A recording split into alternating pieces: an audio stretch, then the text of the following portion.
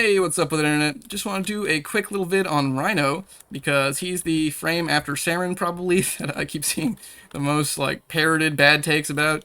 Like, people just keep saying the same shit over and over I just completely disagree with. So I figured I would supplant those bad takes with some good takes. First off, I think people really underrate Rhino. I'm not going to get into too much about why I think he's nuts, but really it's just because he's basically invincible with no build around thanks to his iron skin. He has access to unnerfed roar, which is a huge deal, and he doesn't need to use helmet to get that roar, which means he basically has a whole extra free helmet slot, which personally I think is best used with Nourish.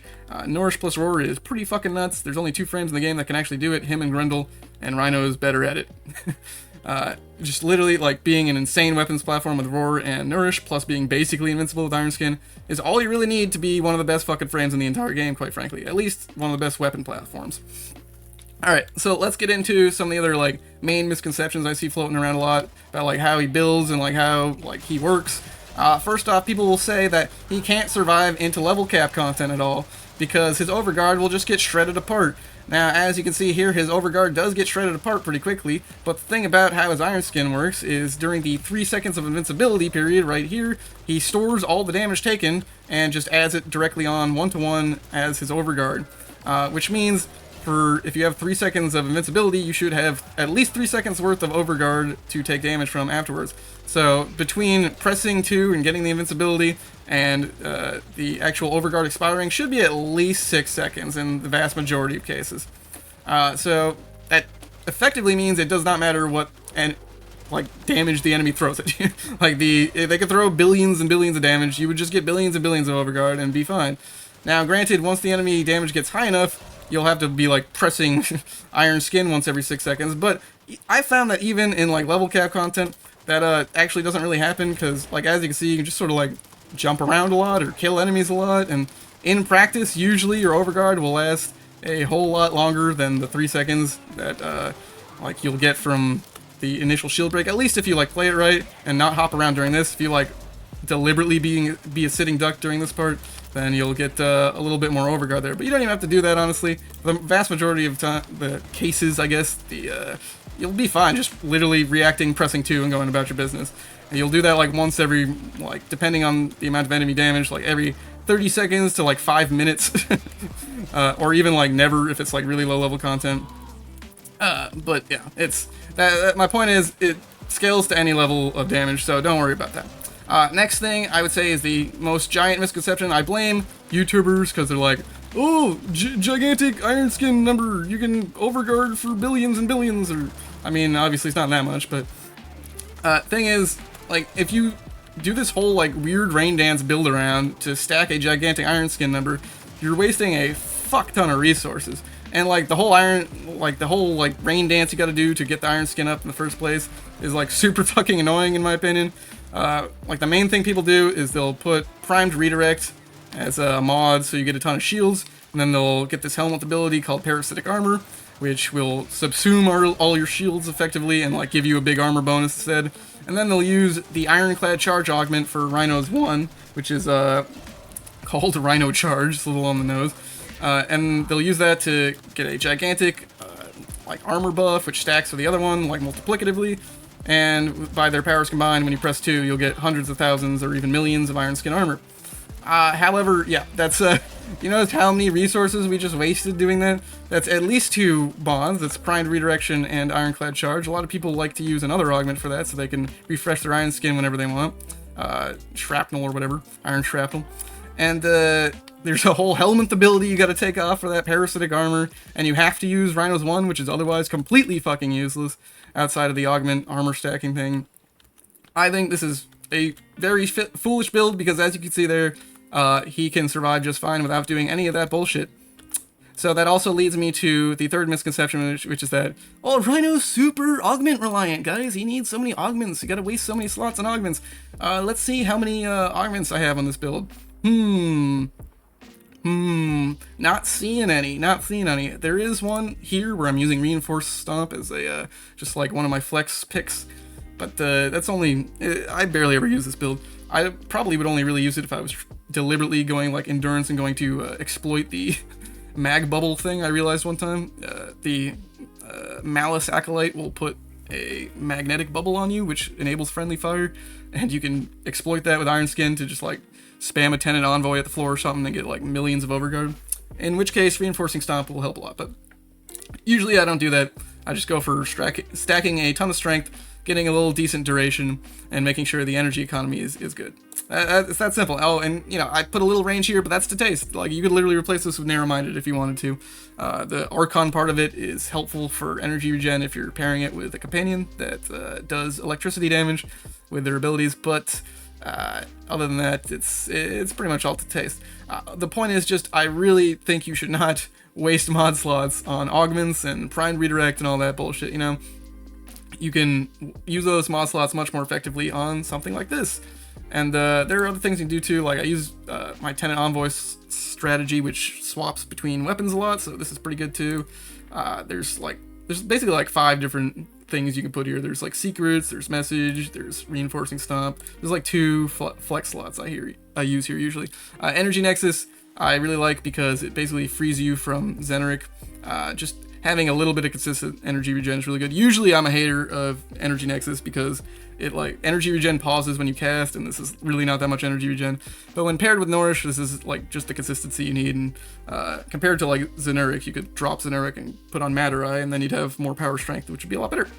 But I mean, I'd probably just use Naramon anyway with him, but that's neither here nor there. To continue talking about the build a little bit, recently, Arcane Battery just dropped, and I've actually started using it. It's a very mild side grade to the build I was already using. Before I was using Molt Efficiency here for plus 36 duration while your shields are up. Rhino's shields are almost always up, despite that little demo I just showed. He's almost always just chilling in overguard, so it's usually just plus 36 duration. However, I replaced it with this because it allows me to replace flow, and I actually get a little more energy overall because I'm using Tau armor shards, but we'll get into that in a second. I had to replace flow with a duration mod. I used augur message for this. Unfortunately, 24% ability duration is less than the 36 I was getting before, but it is constant at least, and also it comes with the augur thing, which you might think would be completely useless, but actually it's quite helpful because Iron Skin has a cast time. I don't know why that video is not showing. Iron Skin has a cast time, and during that cast time, you're kind of a sitting duck. Like, nothing has happened until the actual invincibility goes off. So it effectively like cuts into your shield gate that you'll get.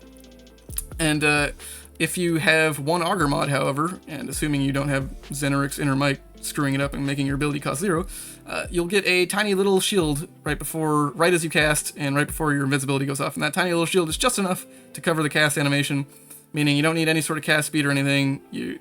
Basically your shield gate lasts until, overguard plus shield gate rather, lasts until the very moment you pressed 1, which helps extend it and makes it more survivable. But in the past, I was just using flow here and using Molt Efficiency instead, which is basically the same thing. So you can use whatever here. This also ties it to the armor shards I was mentioning earlier, which is a little unfortunate. I was using these anyway though, because each one of these at like roughly 350% strength is worth about 2,000 overguard, which is like 8k overguard when you stack all 4 of these, which isn't much, but when it comes to like low level content, not even like low level content, but like even star chart, like steel path, like Circulus shit, even EDA to an extent, having 8k overguard just base is really handy.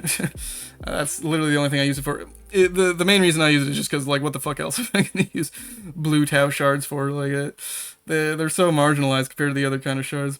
Actually, before Arcane Battery, I would say that that plus energy shards are pretty good too, because Rhino has incredibly low base energy. In fact, one thing I neglected to mention is Rhino Stomp at 45% costs 155, and his base energy is 150. It's literally uncastable unless you either increase the base energy or decrease the efficiency drain from Blind Rage, or like put on Streamline or something, you know. So just keep that in mind. But yeah, as of now, this is really nice with Arcane Battery because with just 3 you get more than flow, and I was using 4 anyway. It's pretty nice. Last one here is just a strength shard because, you know, Rhino really likes strength. I would say optimally probably you should use like flow in a bunch of strength shards would probably be the better play, but like I said, I'm not flush with shards. I need to use these blues for something, man. And besides, with a new arcane battery, I think these are pretty good anyway. It's nice and comfy. Once upon a time, I was using cast speed here. That's partially because I have a dark verse build, which is painful without it. But it's kind of cringe anyway. Cast speed is not super necessary once you have the augur mod. That's what I replaced it for. I figured since I can have an augur gate blocking the cast time, I can now drop the cast speed for a strength shard. And I figured trading strength for duration was probably a good trade-off. Which is a very roundabout way of getting there, but you know, whatever. Anyway, alright, let's do a little test on Circulus as per usual. This is my usual testing ground because it's got the highest level enemies in the game. At least on the star chart, 180 to 200 base. Which makes it a pretty good litmus test. Unfortunately, to start with, as you can see, we have like no energy, which is pretty annoying. But that's just an early game woe. You can either wait it out or use an energy pad or something. It doesn't really matter. Motherfuckers took my weapon. I hate that shit. Anyway. I guess I'll just use an energy pad because I don't want to fucking wait around. But for the most part, that's kind of a non-issue. You could, you know, always put prep there or something if you wanted to. There's like a lot of flex slots in the build. Well, like 2 or 3, as you saw earlier. But I will also here demonstrate my Tenet Envoy strategy of just using melee to reload, basically. It's using the synth mods and the Tenet Envoy's inherent passive of reloading while holstered. And by their powers combined, you just basically never have to reload as long as you get into the habit of meleeing when you're done firing. It's pretty good. And as you can see by the power of unnerfed Rhino Roar plus, well, not unnerfed, but nourish in general, these enemies are kind of having a hard time taking a rocket to the face. You'll notice each one I touch just instantly blows up, or at least it does once I have Roar on. Fat finger stomp there. Stomp actually has its uses, at least, unlike Ironclad Charge. Admittedly, it's not nearly as useful as your other abilities, but still, you know, occasionally it has its use, which I prefer over Ironclad Charge, which does not have a use other than giving you that armor stat. Also, let's check in on my overguard. How many times have I had to press 2 this mission so far? I think it was 1. I think we're still sitting at a 1. And, if you'll recall, I don't think I mentioned it, I probably put it as the, the like, little text I put at the bottom of the stream. You get over 2 seconds of invincibility when you have a full shield get up, because you have plus 0.5 seconds for overguard itself. Every overguard gets an overguard gate. Oh, there it is. Overguard gate of 0.5 seconds. And then on top of that, you get the full shield gate, which on Rhino, he has 555 shields base. That gives you a, I think it's 162, something like 1.6. I got it written down somewhere. I don't have it next to me.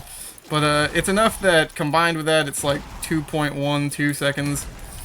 And that's pretty good. I don't know, if your reaction time is slower than 2 seconds, stop it. Get some help. You know what I'm saying? Like, you gotta see a doctor, bro.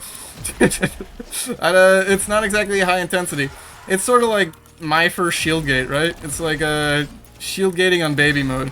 Like, if you are scared of shield gating, just try Rhino gating.